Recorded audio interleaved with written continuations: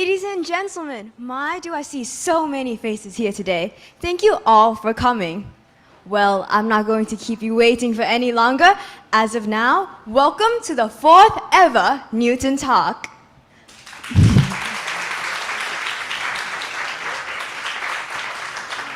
My name is Pam, and I'm honored to be the host of this event this year. Our theme for today is Help Ever, Hurt Never, which might sound familiar to many of you, especially if you've heard of our previous Newton Talk, Love All, Serve All. This theme today will invite us to reflect on the essence of who we are, the values we uphold, and how our actions affect and intervene with others' lives. Throughout this event, you'll hear from our line of speakers who are passionate to share their thoughts into words regarding this topic. In addition, we will also be having a short intermission, a musical performance done by one of our Newtonians, which will act as a mini break between our sets of speakers. So and please, might I remind you that out of respect for those on stage and other audience members, please ensure that your phone is on silent and that your flash is turned off. If you need any assistance at all, our ushers are here to help. So before we begin, I would like to introduce and invite our headmaster, Dr.T, Jirasin, up onto the stage for an opening speech. Thank you, Pam. While watching her, I think all of us agree that we feel very proud. She is going to be a doctor, for sure. She's in the medicine track, but you can see. Would you like a doctor like her? Yes. Anyhow, because I have another function to go, but I just want to leave with you all some thoughts.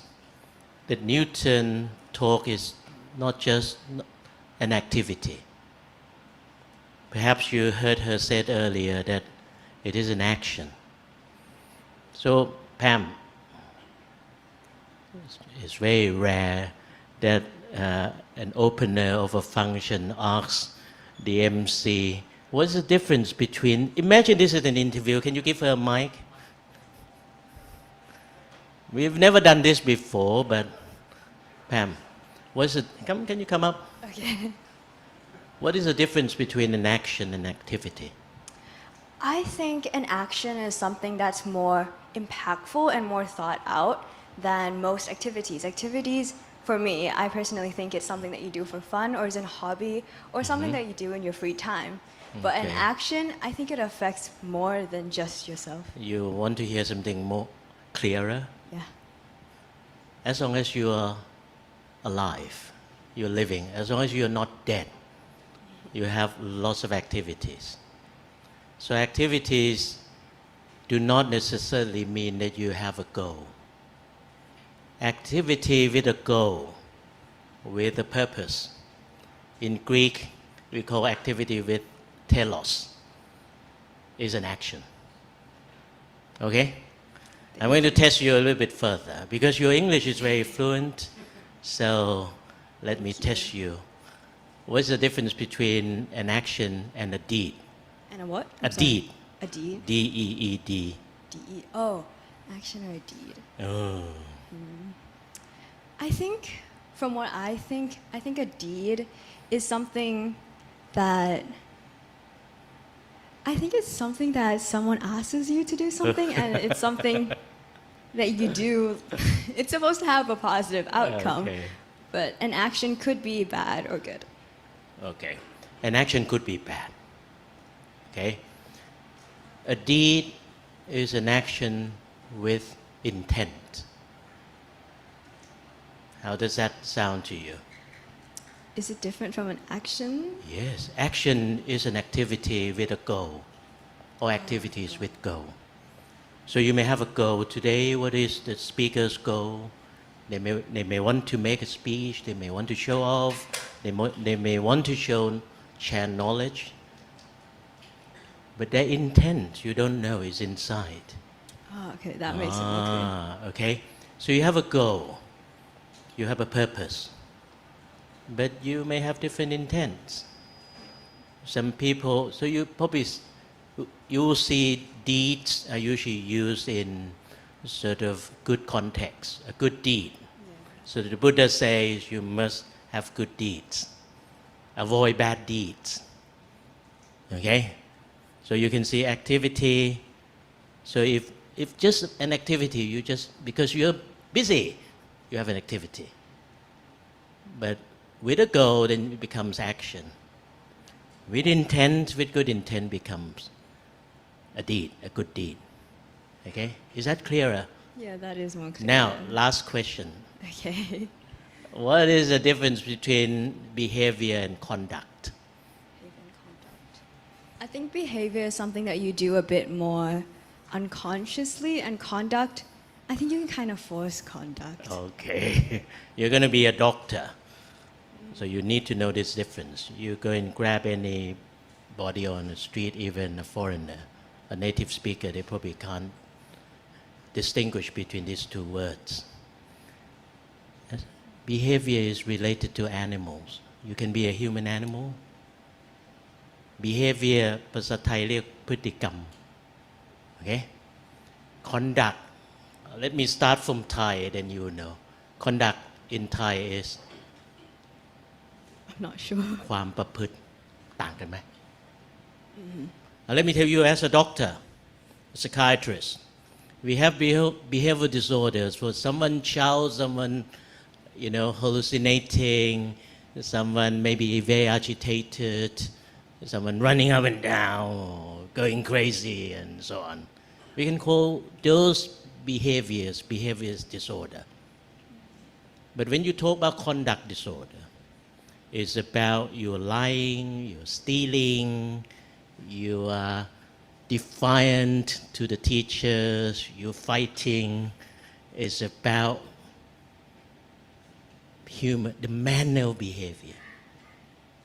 So conduct is a manual behavior.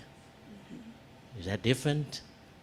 So you don't say a lizard conduct, a dog conduct. You know, conductor. Yes. You conduct, cons together, you bring together. Conduct has the same root as education. Conduct, educt, education, the same thing. So with Newton talk, we want you to have good conduct in your talk. Not only good behavior. Any other school may have good behavior. When in Newton, we want you to have good conduct. Okay? Is this a very unusual opening speech? It is. Okay. But I like How it. do you find it? I think it's good. Okay, It makes an impression for sure. Thank you. So imagine if you go to an interview room and you actually can tell the interviewers what you have learned from Newton. Then for sure they will take you from first look at you. I hope so. Okay, thank you. Okay, ขอบคุณนะครับ ขอบคุณค่ะ Dr. T. That was definitely an impressive opening. Might have gotten me a bit on my nerves, but I do hope that our speakers will live up to your observation of character. So without delaying this any further, let the fourth Newton talk begin.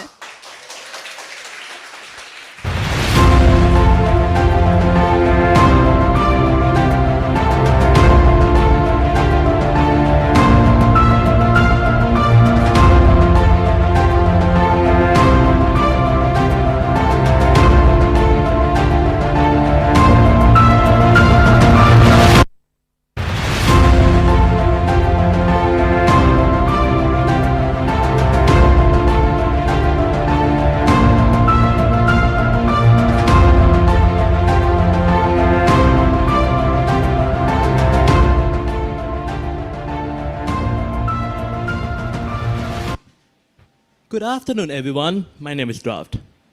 Have you noticed that there's so much drama lately? People arguing, problems with friends, relationship drama. People argue over simple things these days. They might not be caring enough or loving enough, probably because they can't even love themselves. Oh, right. Hi, I'm Yuki. What are you listening to? Oh, Love Yourself by Justin Bieber. Oh yeah, about your point. I feel like some people tend to care for others even though they're still figuring out a way to care for themselves.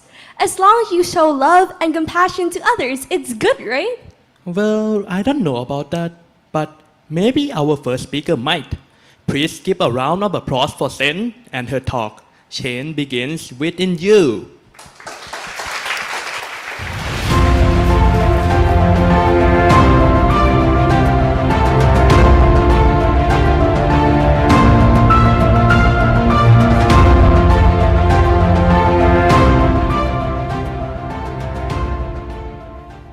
Good afternoon, passengers. On behalf of the Newton Sixth Form, I'd like to warmly welcome you aboard Flight 98A, featuring the theme, Help Ever, Hurt Never. We are currently cruising at an altitude of 11 floors. Thank you very much. The weather in Bangkok is clear and the time is 4:44 p.m. I ask that you please direct your attention to the left, where our dedicated cabin crew will guide you through the flight today. Ladies and gentlemen, I will be the air hostess on your flight today. And people often say that I look just like the captain, but honestly, I look so much better. Anyways, there are 6 emergency exits on this aircraft. Please take your time to locate the exit closest to you. Should the cabin experience sudden pressure loss, remain calm. Oxygen masks will fall from the compartment above your seat. Place the mask over your mouth and nose, securing it with the elastic band. Make sure to put your own oxygen mask on before assisting others. Hi, I'm the passenger, and we all know that out of all of us, I look the best.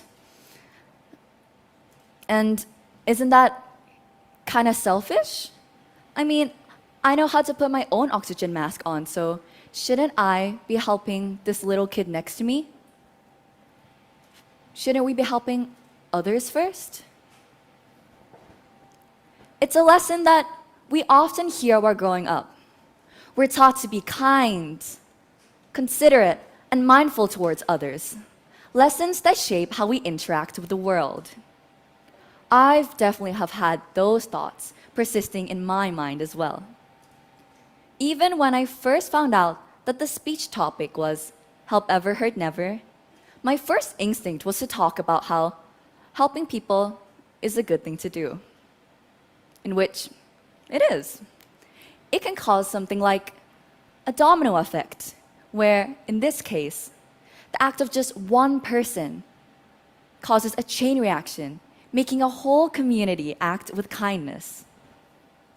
I've been thinking in this way for the longest time, until recently I had a sudden change of heart. In my eagerness to help others and express gratitude, I felt happy in the moment. Yet, at the end of the day, I still didn't feel content. I turned to journaling, pouring my thoughts down onto the page, trying to decipher my feelings. And I realized that something vital was missing. A random memory from my time in Japan resurfaced. People often said the phrase, "Otsukaresama deshita," meaning, "Thank you for your hard work," to acknowledge the person and cheer them on. Being kind and praising people is a great thing to do. But it seems like we only act like that towards others. The thing that was missing was a person. Someone who worked really hard and wanted to feel praised and acknowledged too. It was myself. I had been so caught up in thanking others and expressing gratitude that I had completely forgotten to be kind to me. It got to the point where it subconsciously ruined me. I didn't show up for myself, I didn't thank myself, and I did not treat myself with kindness. There's another lesson that we often hear, but it seems like we tend to overlook it and take its importance too lightly. The phrase, "To love others, you must first love yourself." I never truly grasped the importance of this until I grew up. Every time I looked into the mirror, I didn't like what I saw. Because all I could see was a reflection of a girl and her flaws. I criticized myself for my failures, my appearance, and I failed to show up for myself. I sacrificed sleep, skipped meals, and treated myself badly.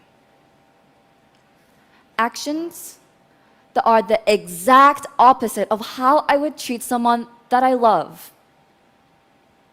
I would see my loved ones for all the good they do, for how beautiful they are inside and out, and I treated them as precious as I could. So, if I love myself, why was I treating myself this way?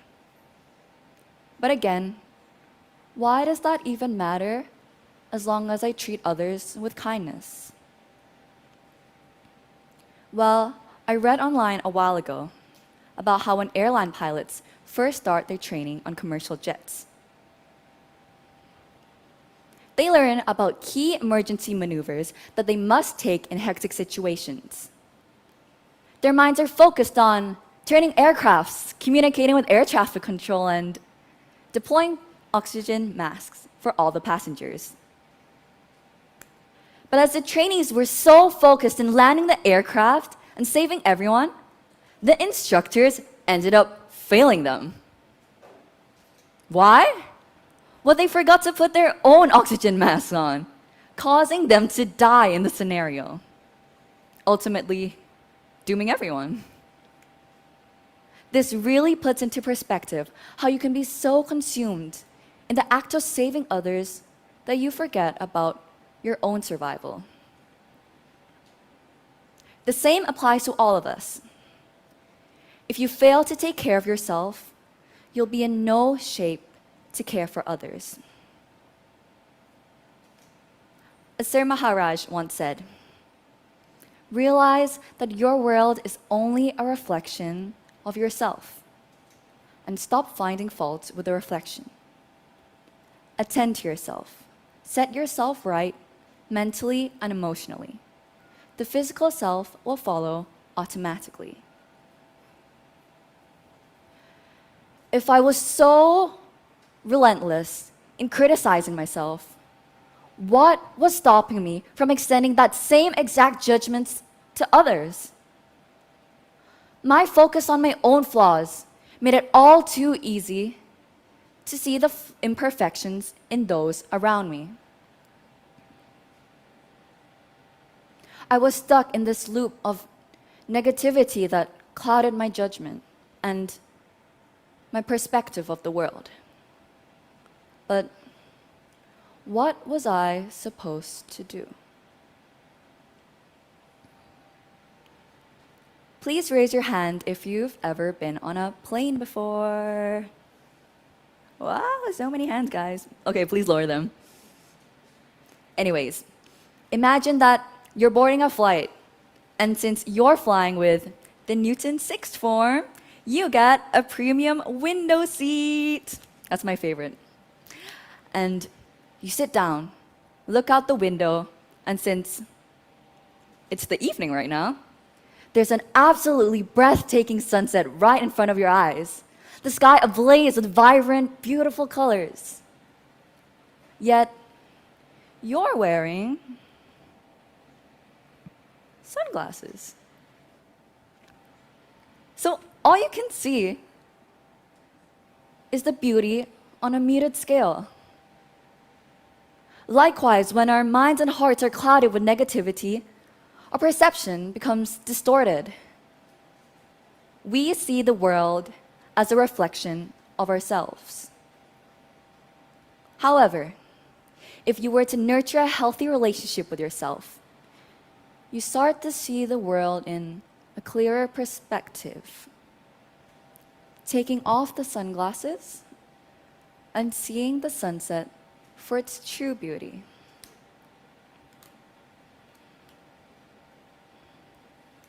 Focus on the journey, not the destination. Joy is found not in finishing an activity, but in doing it, by Greg Anderson. Self-love is a lifelong journey that requires practice, patience, and a willingness to confront your fears. Once I realized that I no longer wanted to be stuck in this negative cycle, it was time that something had to change. I took my time to focus on myself. Slowly, I learned to be kinder, more empathetic, and compassionate towards myself. This growth allowed me to extend these same traits towards other people, because we cannot give what we do not have. Loving yourself makes you realize that the love you seek to give others must first bloom within you. That ultimately, change begins within you.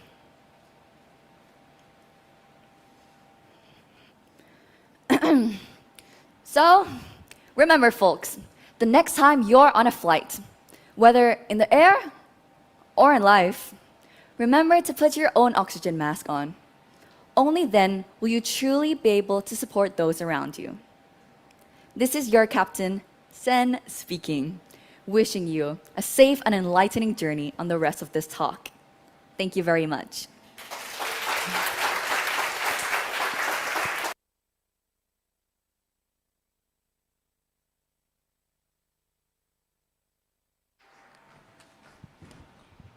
Wow, you're right, Sen. Removing my sunglasses really shows me the world in better, richer, and more vibrant colors. Or perhaps better view. Wait, what do you mean by that? Like, better view, I'm not sure that's what she meant. On a more serious note, about 2 weeks ago, I ended up helping out a classmate. He asked me to tutor him for chemistry. I'm glad I could help, but it meant I stayed up late helping him, which cut into my study time for my own exam the next day. Oh yeah, I feel like sometimes when we help others, we just end up hurting ourselves. Our next speaker might disagree though. Please welcome IngC with her talk, Help Never Hurts.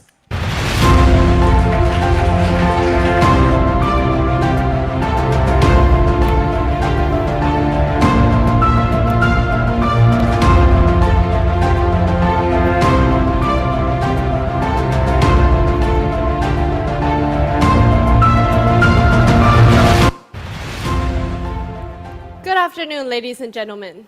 Today, I want to dive deeper into the concept that we often take for granted, the simple idea that help never hurts. This seemingly obvious statement holds such profound impact on our lives and the world around us. It is not just about extending a helping hand to help those in need. It is about recognizing the interconnectedness of our lives and the far-reaching impact of kindness. I truly believe that it never hurts to help someone.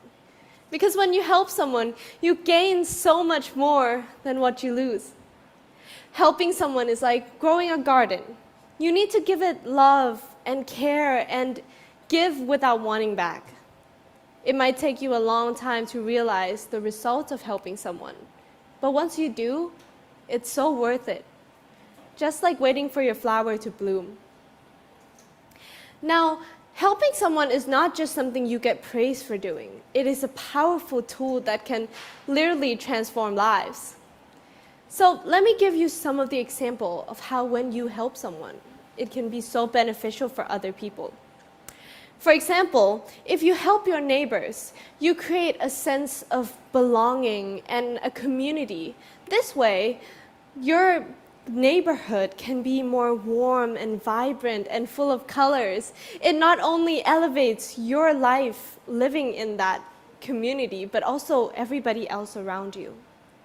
Or another example is you become somebody's role model. Someone sees you helping somebody else and think, oh, maybe I should do that. That's a small gesture that made somebody smile. So you become part of a cycle of people who help someone else. You become part of a cycle that becomes a lasting impact to generations to come. One really important fact that I found while researching this is the science of kindness. Recent research has revealed that kindness and generosity has such a huge, significant impact on the human brain.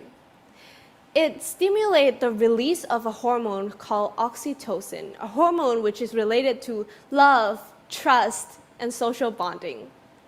This can help you reduce your anxiety, create a more positive attitude towards everything else, and overall, improve your well-being.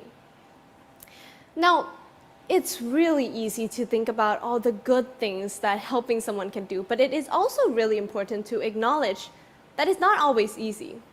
You might be preoccupied by your own problems or fear of rejection or the struggle of lending your hand to help someone. But it's even more important to overcome it, to see the importance of being able to step outside your comfort zone to help someone. Because when you help someone, you overcome the struggles yourself by seeing the problems from somebody else's perspective. Now, there are many different practices that you can do in order to gain the small part of you to start helping someone. For example, start from the smallest act of kindness. For example, opening the door for someone, or saying thank you, or saying I love you to your family. Or focus on the positive aspect of your life. If you are so focused on the negative side, you think of the world in a negative way, which impacts how you help someone else. Once you see everything in a negative way, you think, your life is already hard. When will I have the time to help someone else? But once you look at it in a positive way, you can see yourself helping someone else because your life is already happy. Why can't you help someone else make it happy? Now, you might not be able to understand from all the information I just pushed on you. So let me give you a few of my personal experience as examples. A few years back, me and my family went to travel abroad when we got lost in a foreign country. A friendly local decided to stop by to help us. Even though she couldn't speak much English, she did try her best. And it made me realize how important it is to help someone. Now let me give you an example of when I got the chance to help someone. I was walking on the BTS one day when I stumbled upon a lady who was clearly lost trying to navigate the crazy maze of a platform that the BTS in Bangkok has. So instead of walking past, I decided to stop and ask if she needed help. The look of relief on her face when she found her way was so rewarding in itself. Another time, a lady came to me and asked if I had seen her phone. I ended up telling her that I would help her look for it. In the end, I had to ask the reception area if they had seen the phone because she couldn't speak Thai. She found her phone in the end, but she also found her smile again, which that just made my day. Now, I want to talk about a word I feel has such a huge impact on this topic. And that word is empathy. Because when you have empathy for someone, you feel what that person is feeling. Nobody's problem is the same. Somebody else's problem might be such a small struggle in life to you, but it might be a life-changing problem for them. When you have empathy, you look at that problem in that person's perspective. You become more immersed in it, and you are able to figure out a better way to react to it, to give them help, to give them support in a way that makes sense for them, because you understand them in a deeper way.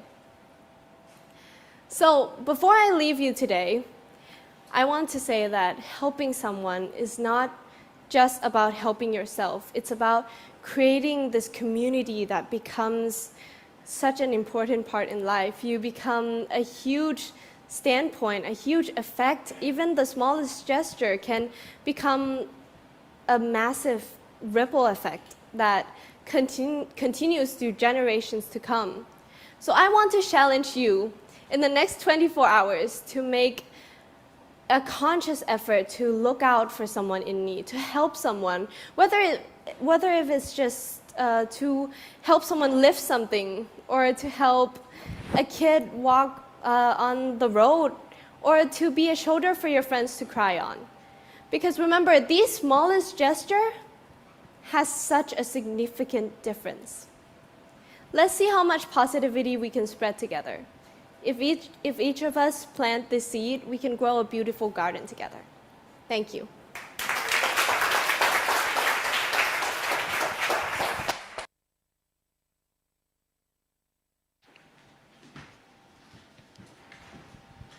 That speech was truly inspiring. Once you help someone, it takes time to see the results. However, once you see the outcome of your effort, it's all worth it. Powerful stuff. Speaking of impactful actions, have you seen the clip about bullying and discrimination in school? Our next speaker embodies the spirit of the main character herself, stepping up for the victim of bullying, sparking a positive change. Let's give a warm welcome to our Year 6 student, Surprise and her talk, Alone Together.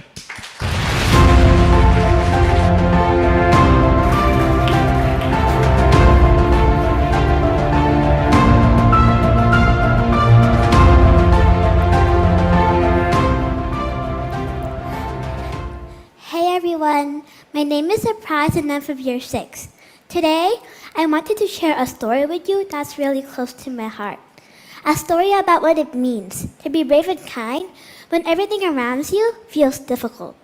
Imagine sitting in class and feeling like everyone is staring at you, not because they're your friends, but they're waiting for you to make a mistake. Every word you say, every move you make, feels like it could be another reason for people to laugh, to judge, or to hurt you. Now imagine seeing someone else in that position, someone who looks different, acts different, or just doesn't fit in. The easy thing to do would be to just look the other way, stay quiet, or avoid being the next target. But deep down, you know that it is wrong. You hear the voice inside of you saying, they deserve kindness. They deserve someone to stand up for them. That's where real bravery comes in. Not the kind you see in movies with superheroes, but the kind of bravery it takes to be kind in a world that can be really unkind. The courage to be your friend when others turn their backs, to help someone when it means they might get hurt too. But as they say, the most valuable lessons often emerge from the deepest wounds. Today, I stand before you to teach those lessons. I remember a girl from my old school who sat alone day after day simply because her skin tone looked different. She was always quiet, and she always put her head down, pretending not to hear the whispers. But deep down, I knew she did. Everyone did. Watching her, I feel a tight knock in my stomach. I wanted to sit with her too, but the voice in my head warned. What if they laugh at you too? What if you became their next target? My heart was pounding and fear gripped me. But I realized, if I stay silent, she would continue to feel alone. So I made a choice that would change everything for the both of us. I gathered my courage and sat with her, hoping it would make a difference. At first, things seemed okay, but it wasn't long before everything changed. People started turning their backs on me. Friends who used to smile and talk to me suddenly looked the other way. When they did talk to me, they cut their words deep and they used cruel and toxic words. That stuck in my head long after the day was over. I tried to brush it off, But the more I stood up for her, the worse it got. One day they even colored my shirt, laughing while I stood there. Fighting back the tears that would threaten to fall, I feel humiliated, powerless. But the deepest cut came when my own best friend, the person I trusted the most, joined the bullies. The person who was supposed to stand up for me, to be on my side, was suddenly laughing with them too, acting like I didn't matter. That betrayal was like a knife to my heart. It wasn't just about bullying. It was the feeling I had lost everything. Like I was carrying the weight of the world with no one to turn up to. But from all that pain, I came to realize that true strength isn't just about fighting back. It's about having the heart to choose kindness, even when it's the hardest thing to do. But it didn't take long for my mom to notice the pain I was in. She could see that I was struggling, so she decided to get the help I needed. My lovely mom took me to therapy, where I gained new perspectives. Instead of letting the pain pull me under, I learned something important. In this world, people have different minds and intentions. I came to realize that it wasn't just about fighting against the bullies. It was about learning how to maneuver around different kinds of people. I also grew more confident in who I am, and that confidence pushed me to perform on stage, in jazz dance, ballet, and even piano. No longer shy or scared of what others thought. I embraced the spotlight. This newfound confidence allowed me to achieve things I hadn't thought possible. It helps me to perform at my best, and I was proud to earn awards in several competitions. Through these challenges, I not only found my strength, but turned my pain into passion, driving me to keep pushing forward. I realized the lessons I learned from this painful experience were some of the most valuable of my life. I didn't just learn how to be brave.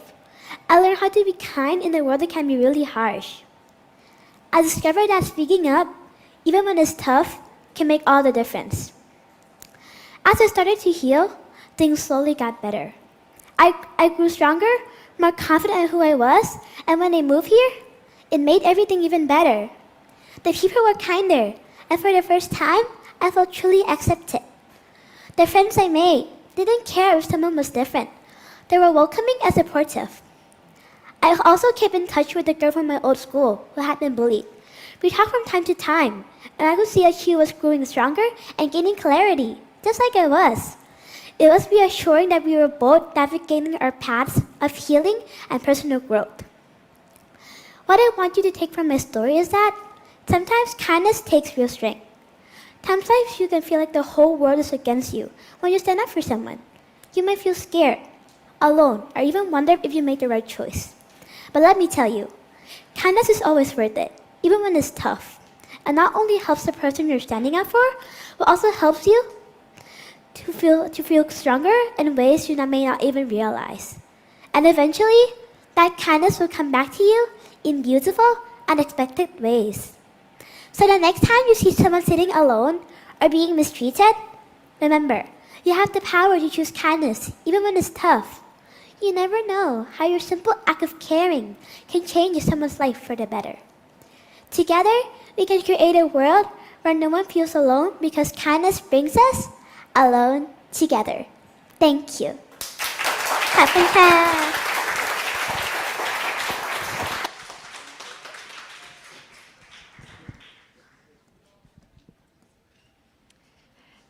Thank you to our first set of speakers. Each talk has truly deepened our understanding of why both self-care and social kindness matter, showing us how these qualities can transform both our own lives and others for the better. I'm sure that these stories and ideas have for sure given you audiences much to think about. However, now for the next 10 minutes, as we're moving on into our intermission, allow the music to carry you away. During this time, feel free to stretch your legs, visit the bathroom, or simply sit back and enjoy the melodies. We'll reconvene shortly with our second set of speakers, but first, please join me in welcoming Mai up onto the stage.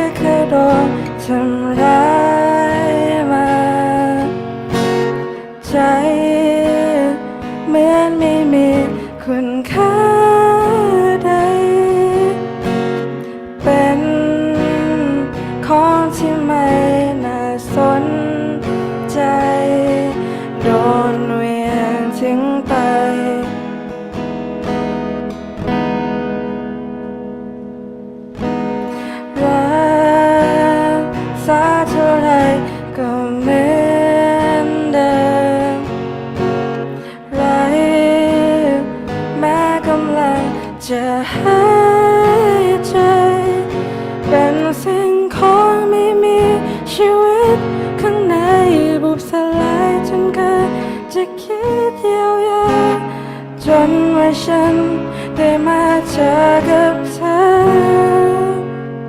คนอย่างฉันถูกโยนทิ้งขว้างกลับมีเธอรับเอามาใส่ใจดูแลหยิบใจฉันขึ้นมาจากพื้นช่วยชีวิตให้ยืนได้เหมือนเดิมขอบคุณที่เธอยอมรักกัน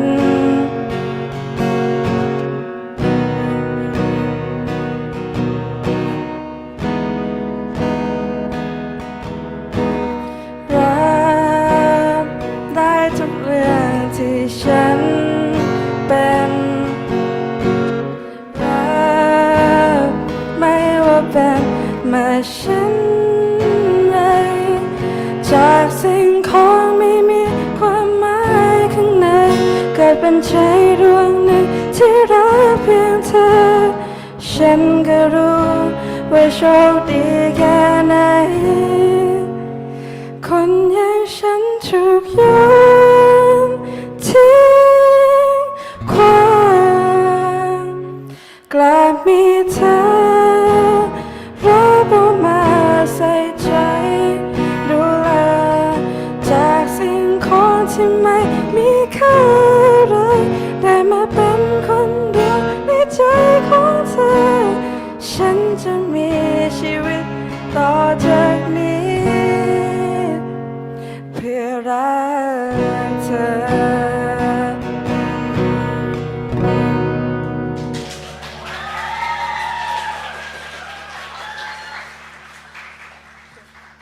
ใครร้องได้ช่วยกันร้องได้นะคะ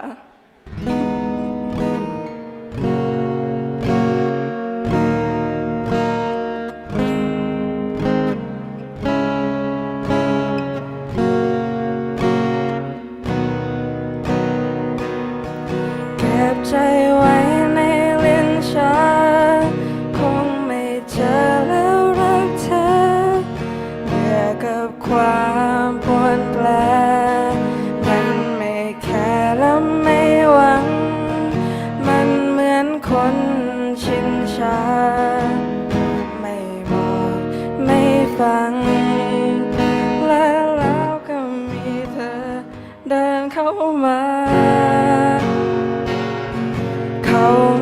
คนในลิ้นชักที่ปิดตายเพราะรักแล้วให้อภัยใจเมามาแบ่งเบาที่ฉันลามาสนใจใยดีคนที่ไม่มีค่าให้รู้ว่าตัวเองยังสำคัญเก่งมาจากไหนก็แพ้หัวใจอย่างเธอ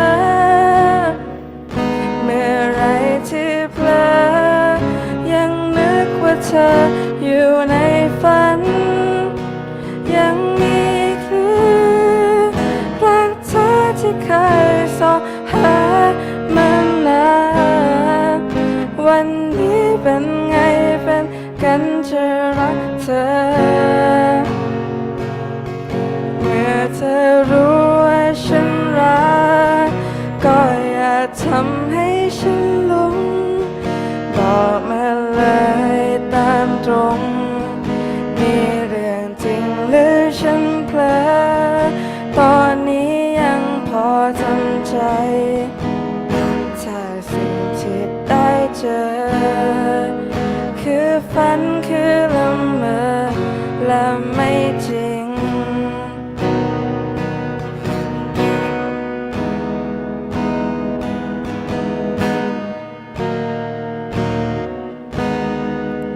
วันนี้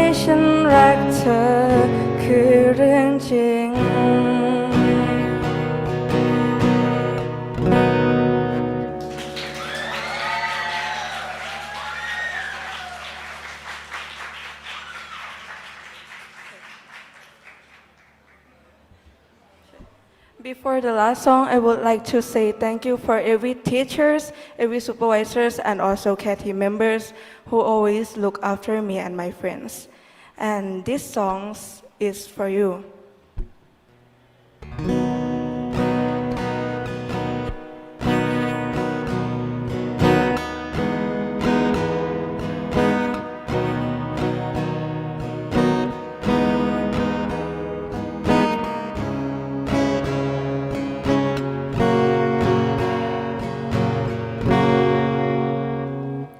ฉันเคยเกือบพลาดสิ่งที่ดีที่สุดในชีวิตหากในวันที่ฉันล้มอยู่ไม่มีหนึ่งใจของเธอ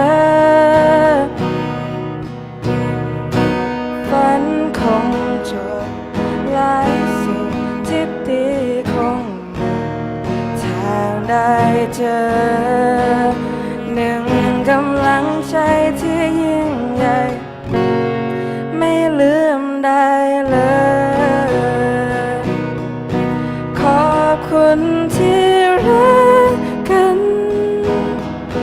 ขอบคุณทุกครั้งที่คอยกอดฉันในวันที่ปัญหาเธอเข้ามาใส่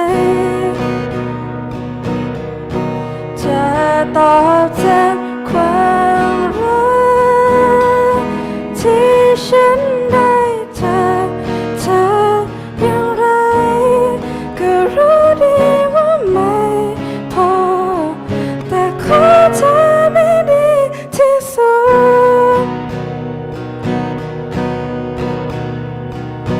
สักวันหนึ่งฉันอาจต้องล้มลงอีกใครจะรู้หากว่าเธอไปด้วยกันอยู่ก็ไม่หวั่นกลัวเท่าไร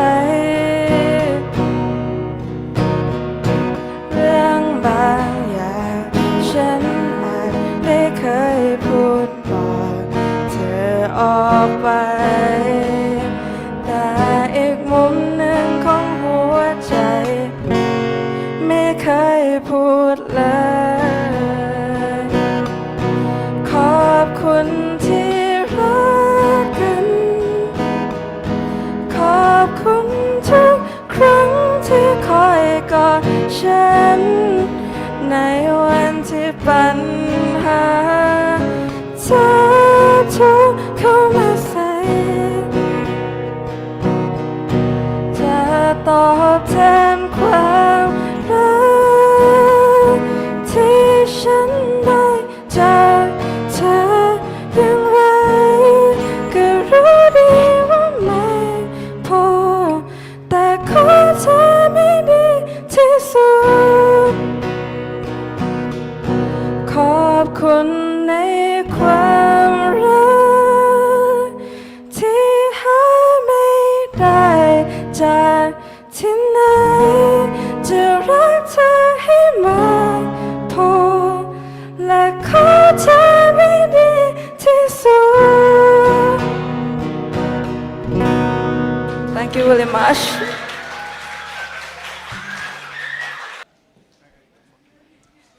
Wow, ladies and gentlemen, I hope you enjoyed that wonderful performance as much as me and backstage did. It was so refreshing. Shamak, thank you, Mai. As of now, we have to move on. We're about to invite our second set of speakers up onto the stage. So parents, please make your way back to your seats so we can continue with the rest of our event. Thank you.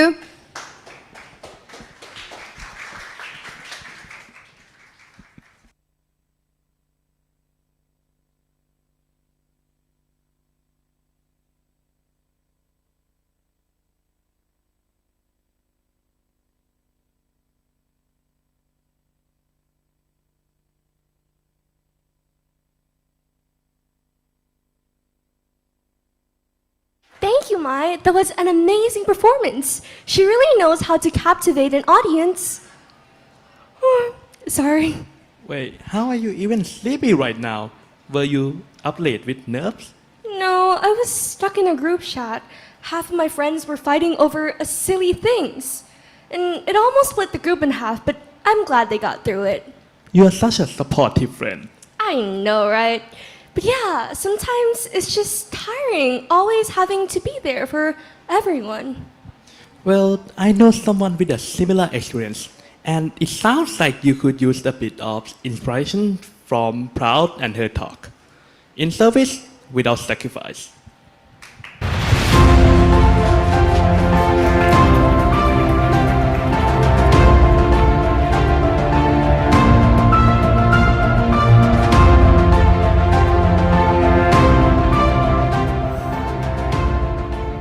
Raise your hand if you've ever had a friend call you at the wrong time, like when you're about to sleep. You know the one. But if no one's coming to mind, perhaps you are that friend. You see their name, and of course you pick up. You listen, you comfort, you help them through it because that's what you do for the people you care about. And when the conversation ends, there's this warm, glowing feeling. You helped someone. You made a difference. But then it happens, again and again and again. Each time you lose a little more sleep. You fall further behind, and as the conversation stretches into the night, a thought starts to creep in. Am I actually helping them, or am I sacrificing too much of myself in the process? And that's where things get difficult because we're conditioned to think that helping means giving everything we've got, even if it drains us. We push through stress, exhaustion, and our own needs because we believe we should.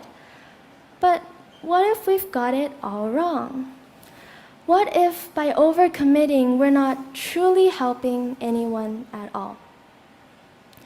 Good evening, everyone. My name is Proud. Many of you may know me as a student here in Newton, but only some know me as a helper. Recently, I've been working with kids at an orphanage, teaching them English and, well, just hanging out with them. I love helping people, whether it's my friends, my family, or those in need. But as I'm growing up, though, I've realized something important. Sure, helping people is great, but where do we draw the line? At what point does giving stop becoming generous and start becoming self-destructive? That's what I want to talk about today. The balance. The balance between taking care of others and taking care of yourself. After all, you cannot pour with an empty cup. I had this one friend, the one who would always call just as I was about to sleep or walk into class. She'd pull me out and I'd always go with her. She was going through some deep personal issues, boyfriend problems, family drama, and I felt like I had to be there for her, you know? Sometimes all I did was sit with her in silence as she vented, but just being there seemed to help her enough. But it got to the point where it started affecting everything. My perfect attendance slipped away. My A's turned into B's. I even had dark circles under my eyes from all the sleepless nights and was barely able to concentrate in class. That was my mistake. I completely ignored the signs that my own body was giving me, all because I wanted to help my friend. But what are these signs exactly? Well, they're signals your body sends you when it feels as if you're under too much pressure. What's fascinating is that our brain has a kind of stress detector that sends out distress signals when we're feeling overwhelmed. This triggers what's called the fight or flight response, speeding up our heart rate, breathing rate, and putting us into overdrive. This is great when we're facing danger, but when stress becomes constant, like when we're always trying to help others at the expense of ourselves, our brain keeps us stuck at that heightened state. The stress detector keeps firing, releasing hormones like cortisol, which could lead to burnout if we don't take a step back. That's exactly what happened to me. I kept pushing through, kept trying to be there for her even though she wasn't even listening to me anymore. Even though my own body was giving me signals that I needed to take a step back. I didn't listen anyways. So I started asking myself, Why do I do this? Why do we do this? Turns out there's a science behind this. Actually, this need to help others is something we're wired for from a very young age. During 2012, 3 researchers, Akin, Humlin, and Dunn, did a research on toddlers, where they gave them sweets and asked them to share with others. Turns out the toddlers were actually happiest when they gave away their own sweets, even more so when they got one themselves. This picture shows the sequence of events, to when the toddler was first given the sweet, to when she decided to give it to a puppet. This shows us that the need to give is something we all feel deeply, even before we understand the concept of boundaries. But here's the thing. Just because we feel good about helping doesn't mean we should give them everything. And that's what I had to learn. Because one day my parents had enough. They got in complaints time and time again from my teachers, and they couldn't take it anymore. I remember them saying, "Proud, why are you letting her do this? She's a bad influence." I defended her though. I shouted back even though deep down I knew they were right. After that fight, I lay in bed, completely drained. My body felt heavy, not physically, but from all the late nights and stress. I couldn't even find the energy to get up and do my homework because I'd given so much to everyone else that I had nothing left for myself. That was when I realized that if this kept going on, I'd have nothing left to give. Not to myself, not to anyone else. So I decided to find ways to strike a balance, and with help from a psychologist and discussions with many of my friends, I came up with 3 key strategies to help us navigate this journey on how to balance taking care of others and taking care of ourselves. First, you should start by reflecting on yourself. Something I learned is that thinking that you cannot help someone and thinking that you failed to help them are 2 completely different things. Not being able to help someone doesn't mean you're doing something wrong. It just means there are limits to what you can do. Sometimes, no matter how much we want to help someone, we just don't have the power to fix everything. And that's okay. But when we start to feel like we failed to help them, that's when we know that it's more about us than it is about them. My psychologist helped me realize that this sense of failure often comes from within. It reflects our own need to feel good enough or useful by being there for other people.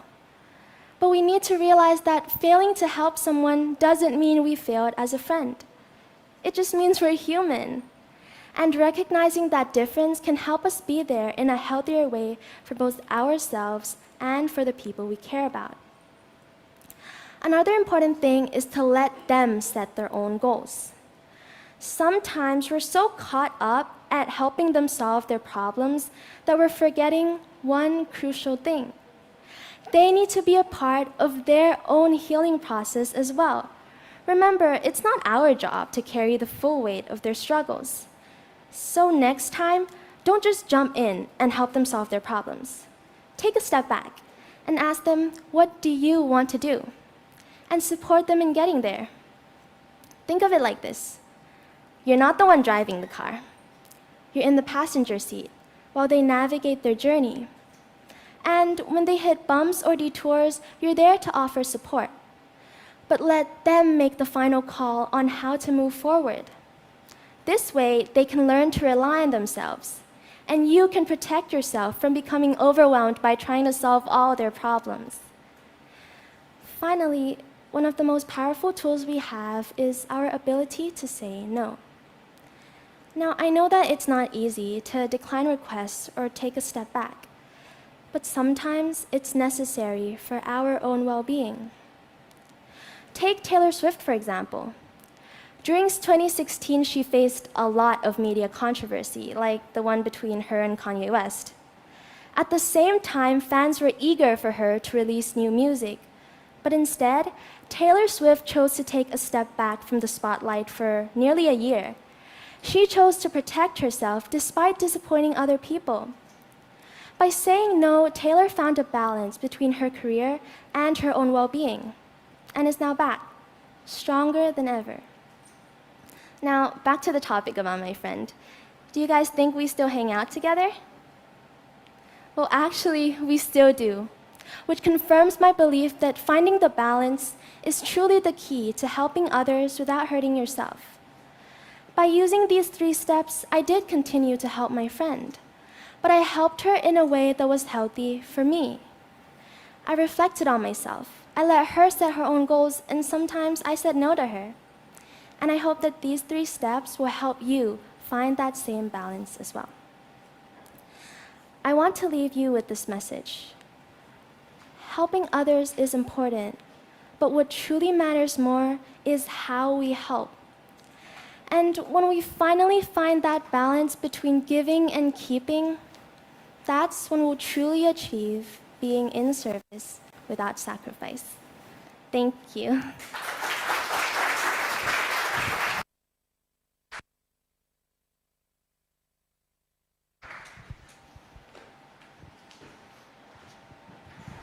How are you guys feeling now?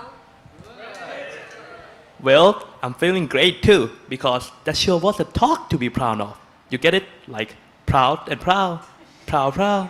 Yeah. No, but seriously, she should be proud of her speech. It was really amazing how she balanced taking care of others and taking care of herself. Yeah, sometimes change can be scary for some of us, and taking action like Proud did can be risky, especially socially. Sometimes, though, during a decisive moment, there can be a spark in us, creating us and changing us into a different path. Our next speaker's stories isn't just about facing fears. It's about using fears as a catalyst for change. So, please welcome our next speaker, Ida, as she shares her compelling journey from hurt to healing.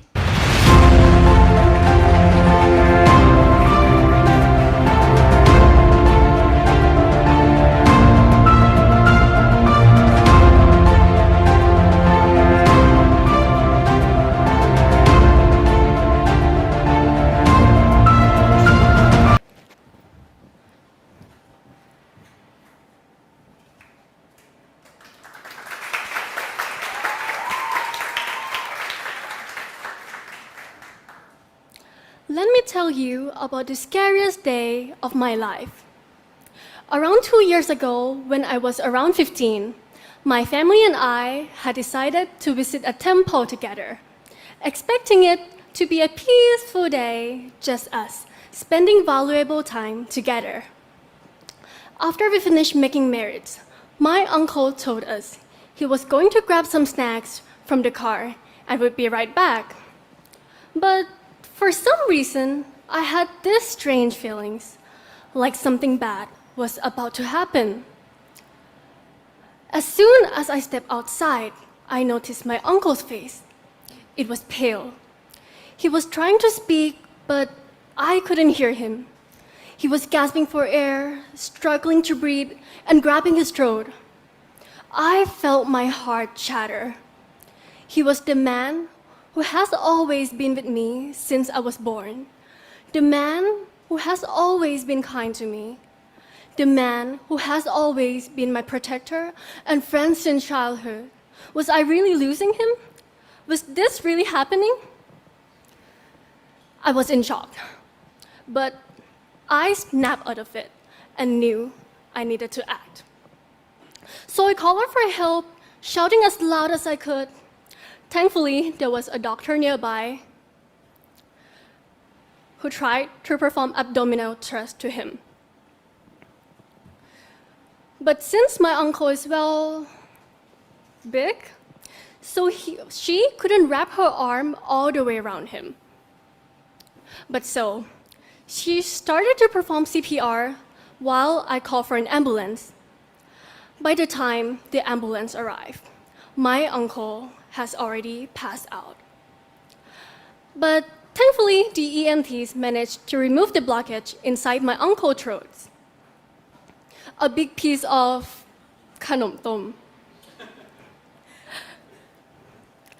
Flashback to when I was in year 7.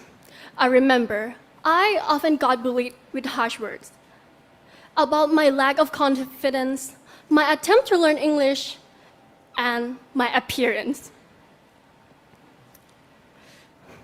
Sometimes it would be an indirect insult through giggles and gossips. And in group of activities, people would barely listen to my opinions. And those are the moments that made me feel inadequate and powerless. I won't lie. There were times I wanted to retaliate. This sense of seeking revenge seemed like the only way to regain my strength and pride. But as I fought with those feelings, I realized that revenge wouldn't fill the emptiness inside me, but instead, it would continue the cycle of hurt. As Mahatma Gandhi once said, an eye for an eye only ends up making the whole world blind. Maybe strength lies not in revenge, but in forgiveness and empathy. Or Nelson Mandela's saying, resentment is like drinking poison and hoping it will kill your enemies. I realized that if I want to make a difference, I need to let go of my anger. When I moved to a new school, I found support from my friends and teachers who believe in me.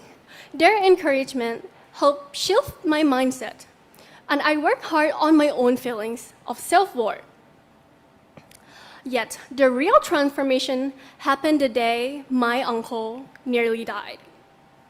Since then, I have dedicated myself into helping other people, forming my own clubs, raising donations, involving myself in volunteer organizations. I have been producing many contents to raise awareness and create societal changes through advocacy as a youth representative. Throughout this journey, I received many compliments for the good I was doing. But despite all recognition, deep down, I still felt like something was still missing. That scary moment, feeling helpless with my uncle, still stayed in me. I hadn't discovered myself yet, until I had a chance to do some observation and do some shadowing at a hospital. During my time there, I had an opportunity to observe a lot of different patients, but one stood out. I watched a doctor perform a simple yet life-changing surgery, a baby with tongue tie. This is where a piece of skin connecting the tongue to the bottom of the mouth is shorter than usual. So, this baby underwent a quick procedure to cut that piece of tissue, which took less than 10 seconds. My responsibility was to hold the baby's chin as the doctor performed. And this made me realize how such small action could drastically change the child's future, preventing speech difficulties and improving the quality of life. My dream became clear that I want to and I will become a doctor, not only to treat my patients, but to work towards addressing gaps and providing care where it is most needed in our healthcare system. And so, I stand here today. I want to encourage each one of you to help other people. We all are different, and we each have our own unique ways of offering support, whether through small gestures like lending a listening ear to a friend in need, or through our larger actions such as organizing a community service project or help tutoring some friends who struggle in school. Every effort counts, no matter how big or small. Now, I want everyone to imagine holding a 1 baht coin. Can you hold up your coin? Everyone, can you hold up your coin? Now, take a look around the room. Thank you. You may lower your hand. 1 baht may seem like nothing, but if 300 people in this room donated that 1 baht, we would have 300 baht. Enough to buy 30 kilograms bags of rice, which is enough to feed 200 people. Now, that's an impact. Every small act of kindness adds up, and together we can make a world of difference. Thank you.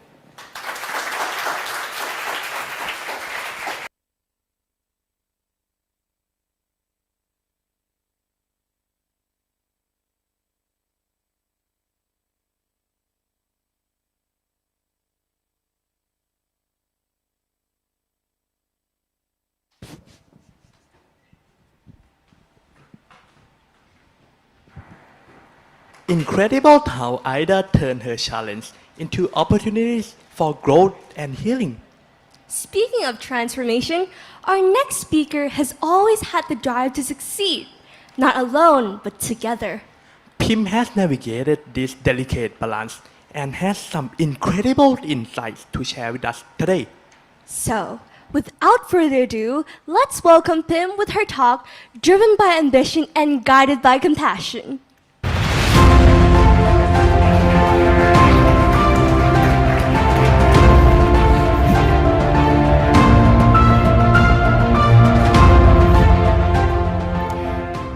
Hi!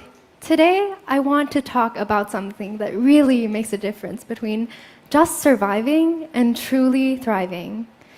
I want to start by asking you all something. What drives you? Take a second to really think about it.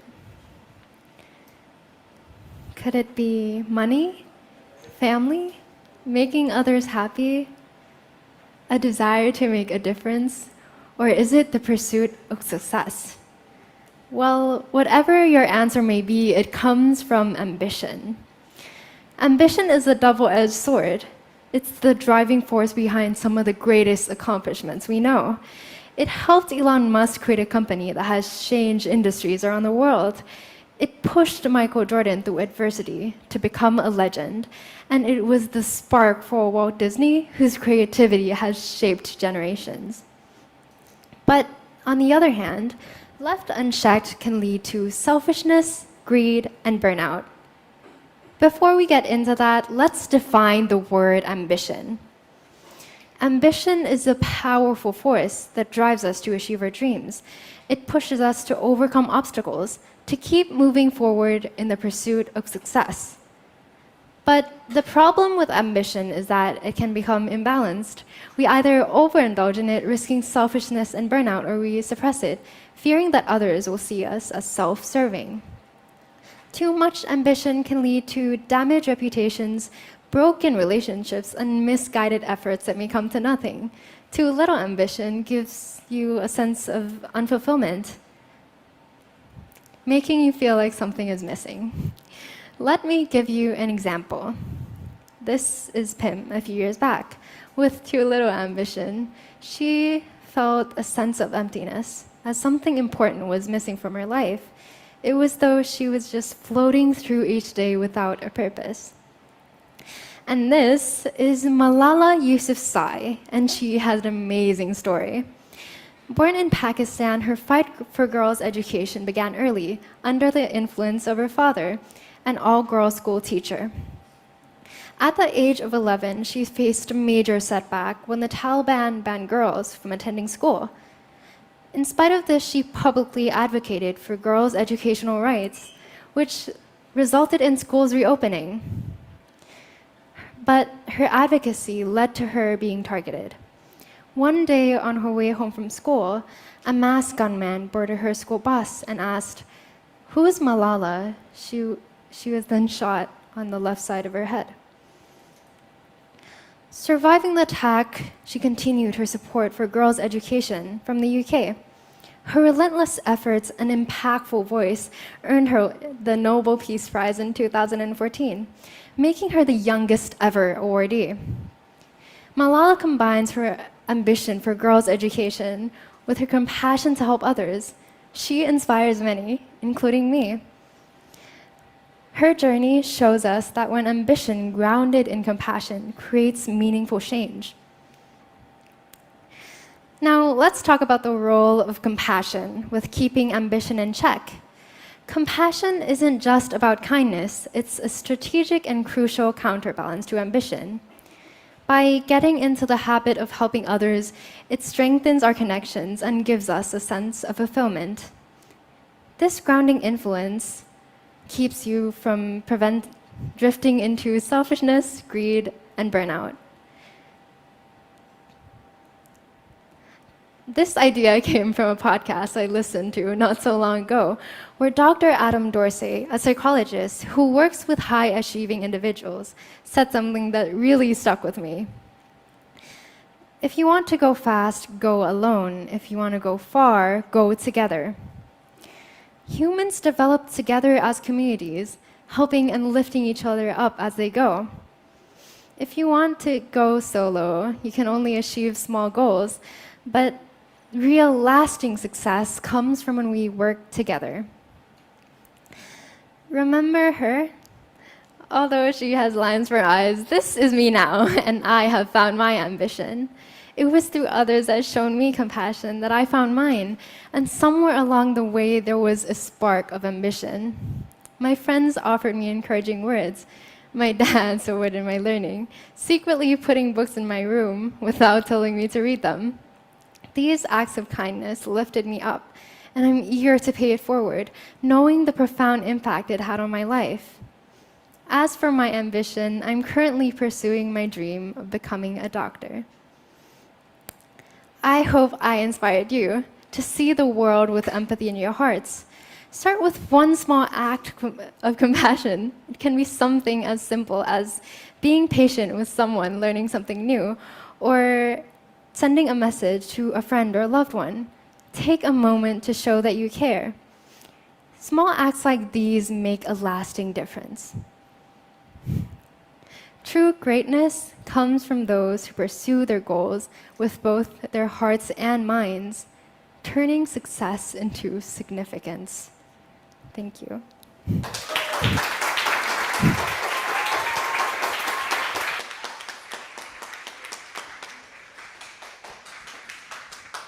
Thank you, Pim. Ladies and gentlemen, what an incredible journey we've been on today. I'm proud of each and every one of those speakers. Can we just give them another loud round of applause for their courage and inspiration?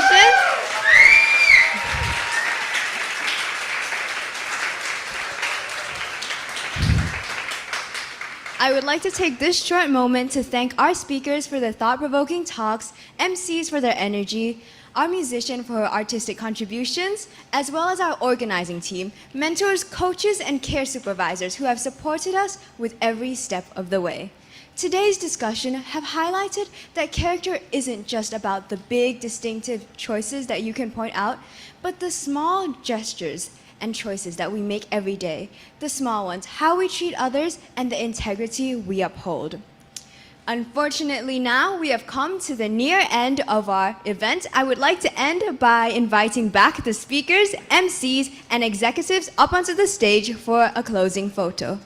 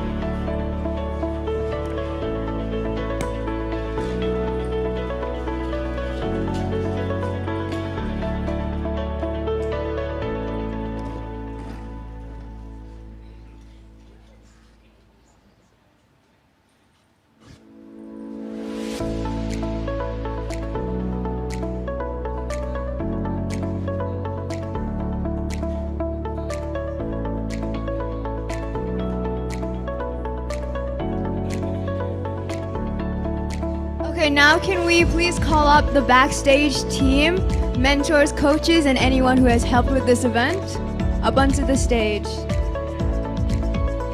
Parents, you'll get to take photos after this photo.